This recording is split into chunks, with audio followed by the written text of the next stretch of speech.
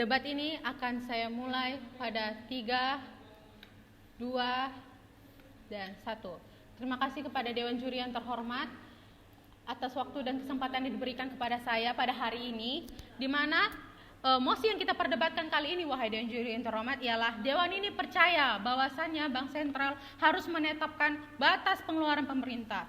Mengapa demikian, wahai Dewan Juri yang terhormat? Saya akan memberikan undang-undangnya, wahai Dewan Juri yang terhormat, yaitu menurut Undang-Undang Nomor 3 Tahun 2004 ialah Bank Sentral adalah lembaga negara yang mempunyai wewenang untuk mengeluarkan alat pembayaran yang sah dari suatu negara, merumuskan dan melaksanakan kebijakan moneter, mengatur dan menjaga kelancaran sistem pembayaran, mengatur dan mengawasi perbankan, serta juga fungsi sebagai leader of the last resort, wahai Dewan Juri yang terhormat. Di mana Bank Indonesia ini memiliki peran penting, wahai Dewan Juri yang terhormat. Izinkan saya memberikan argumentasi saya, wahai Dewan Juri yang terhormat, di mana fungsi pengawasan terhadap Bank Indonesia tidak terlepas dari kedudukan Bank Indonesia sebagai lembaga publik yang independen dalam tatanan kenegaraan Indonesia.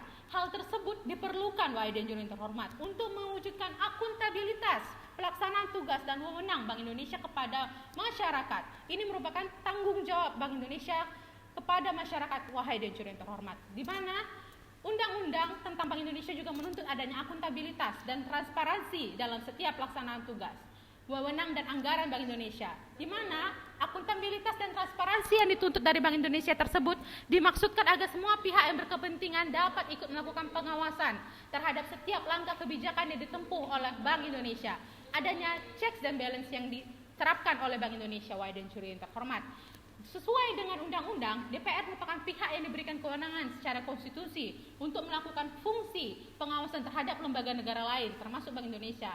Sesuai hakikatnya, kontrol legislatif ini bertujuan untuk meningkatkan kualitas pembuatan keputusan untuk peningkatan respon terhadap kebutuhan dan tuntutan masyarakat, mengawasi penyalahgunaan kekuasaan pemerintah melalui investigasi dan menegakkan kinerja lembaga negara, di mana peran apapun anggaran pemerintah ini diawasi oleh Bank Indonesia dan dipertanggungjawabkan oleh DPR, wahai Dewan Juri terhormat. Dan ini juga memproteksi anggaran pembangunan negara, wahai Dewan, atau APBN yang dimiliki oleh pemerintah. Maka saya akan melimitasi debat kita kali ini pada APBN pemerintahan Indonesia, wahai Dewan Juri terhormat. Untuk membantu DPR untuk melakukan fungsi pengawasan dan proteksi terhadap anggaran pemerintah Indonesia, maka Bank Indonesia memiliki Badan Supervisi Bank Indonesia, di mana ini dibentuk berdasarkan tanggung jawab langsung kepada DPR RI, serta tidak berada dalam struktur organisasi Bank Indonesia. BSPI juga menyampaikan hasil telaahnya terkait dengan kegiatan operasional dan keuangan Bank Indonesia kepada DPR setiap triwulan, wahai Dewan Juri terhormat. Bagaimana kita tidak melihat betapa pentingnya Bank Indonesia ini untuk menetapkan batas pengeluaran pemerintah, wahai Dewan Juri terhormat. Dan juga Bank Indonesia wajib melaporkan pelaksanaan tugas dan wewenang Bank Indonesia kepada DPR RI, dan juga mekanisme check and balance ini menjadi hal penting, mengingat Bank Indonesia memiliki keistimewaan sebagai lembaga independen yang melakukan pengelolaan anggaran terpisah dari anggaran penerimaan dan belanja negara, wahai Dewan Juri terhormat. Terkait dengan transparansi anggaran, Bank Indonesia berkewajiban menyampaikan anggaran tahunnya kepada DPR, yaitu anggaran untuk kegiatan operasional, anggaran untuk kebijakan. Dalam penyampaian anggaran tersebut, Bank Indonesia juga menyampaikan evaluasi terkait penggunaan anggaran tahun berjalan dalam bentuk laporan evaluasi pelaksanaan anggaran operasional dan rencana investasi Bank Indonesia. Pengawasan terhadap Bank Indonesia ini dari sisi keuangan dilakukan dalam bentuk pemeriksaan terhadap laporan keuangan tahunan Bank Indonesia atau LKTBI dan juga BPK, wahai Dewan Juri terhormat. Hasil audit tersebut disampaikan dan diumumkan kepada masyarakat melalui media massa, di mana masyarakat bisa mengetahui kemana saja anggaran pemerintah Indonesia ini yang diawasi oleh Bank Indonesia, wahai Dewan Juri terhormat.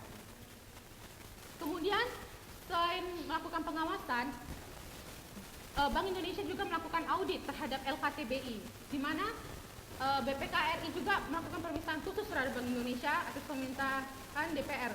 Dan ini dimaksudkan untuk mengetahui suatu permasalahan atau suatu kegiatan tertentu yang berkaitan dengan pengelolaan keuangan dan pelaksanaan anggaran oleh Bank Indonesia. Dalam proses audit ini diharapkan Bank Indonesia dapat memberikan pelaksanaan anggaran yang tertib, peraturan undang-undang efisien, efektif, transparan, dan bertanggung jawab dengan memperhatikan rasa keadilan dan kepatuhan, wahai Dewan Juri terhormat. Dan juga ada beberapa kebijakan BI yang membantu Indonesia, wahai dan hormat, di mana pada tahun 2022 ada kebijakan makroprudensial longgar yang dipertahankan oleh Bank Indonesia untuk menjaga stabilitas di pasar keuangan, wahai dan terhormat, di mana Bank Indonesia menyatakan suku bunga rendah dipertahankan hingga ada tanda-tanda awal kenaikan inflasi, di mana Indonesia belum mengalami dampak inflasi, wahai dan terhormat. Dan juga ada kebijakan Bank Indonesia antara lain yaitu ada pengaturan likuiditas melalui kebijakan giro wajib minimum atau GWM, di mana GWM ini naik sebesar 6-9%, di mana GWM ini adalah dana simpanan minimum dari bank berbentuk rekening giro yang ditempatkan di BI untuk peredaran uang, wahai dan terhormat. Kemudian ada juga program operasi pasar terbuka, di mana program operasi pasar terbuka ini dilakukan oleh pemerintah sebagai langkah yang diambil oleh Bank Sentral untuk mengurangi dan atau menambah jumlah uang beredar dengan cara menaikkan suku bunga. Nah, suku bunga ini mempengaruhi bagaimana pembatasan anggaran yang harus dilakukan Bank Indonesia, wahai dan terhormat. Dimana kalau misalnya seperti harga minyak goreng naik, wahai dan terhormat, sebesar dengan harga yang tidak normal, ya, maka pemerintah Indonesia menetapkan harga 14.000 untuk minyak goreng, wahai dan terhormat. Dan juga karena kenaikan minyak goreng itu, maka Bank Indonesia menurunkan suku bunga disebabkan takutnya terjadi inflasi, wahai dan terhormat.